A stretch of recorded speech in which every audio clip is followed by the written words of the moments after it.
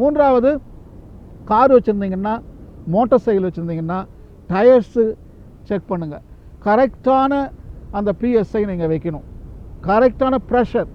அப்போ தான் உங்களுக்கு வந்து 1 லிட்டருக்கு கரெக்டாக 23 கிலோமீட்டர் கொடுக்குதுன்னு சொன்னால், டயரில் வந்து நீ வந்து சரியாக ப்ரெஷர் கொடுக்கலன்னா 17 தான் கொடுக்கும். ஏறக்குறைய 5 கிலோமீட்டர் உங்களுக்கு டவுன் ஆகிடும். எஃபிஷியன்சி கிடையாது. ஸோ அதனால் நீங்கள் என்ன பண்ணுறீங்க, ப்ரெஷர் கரெக்டாக உங்கள் கம்பெனி கார் என்ன ப்ரெஷர் கொடுத்துருக்காங்க அதை வச்சிங்கன்னா எஃபிஷியன்சி, ஃபியூவல் எஃபிஷியன்சி நம்மளுக்கு கிடைக்கும். அப்போ ஃபியூவல் நம்ம நல்லா திறமையாக யூஸ் பண்ணோம்னா நிறையா கார்பன் கரிவழி நம்ம அட்மாஸ்பியரில் போடாமல் கம்மியாக போடுவோம். நம்ம இயற்கையும் பாதுகாப்பு அடையும். அது மட்டும் இல்லை, கடலும் அந்த கார்பனை எடுக்கிற அந்த ப்ரெஷர் எல்லாம் கம்மியாகும். ஸோ அந்த 3வது காரியத்தை நீங்கள் கட்டாயம் செய்யணும்.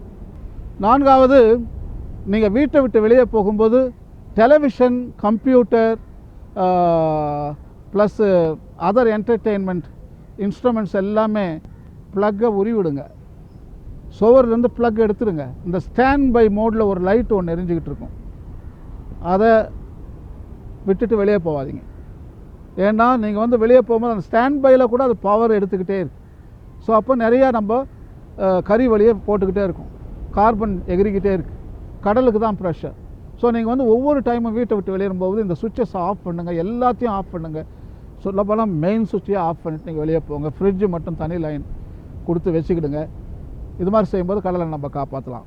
5வது, நீங்கள் ஃபிஷ்ஷு சாப்பிட்றவங்களா இருந்தீங்கன்னா கொஞ்சம் கேர்ஃபுல்லாக ஃபிஷ்ஷஸ் எல்லாம் செலக்ட் பண்ணுங்கள். சின்ன சின்ன ஃபிஷ்ஷாக புஷ்னு வரதெல்லாம் ரிஜெக்ட் பண்ணுங்கள். அந்த சுறா, பால் சுறா, சின்ன சின்ன குழந்தைங்களை வாங்காதீங்க. தயவுசெய்து மீன் சாப்பிடுங்க, நான் வேணான்னு சொல்லலை.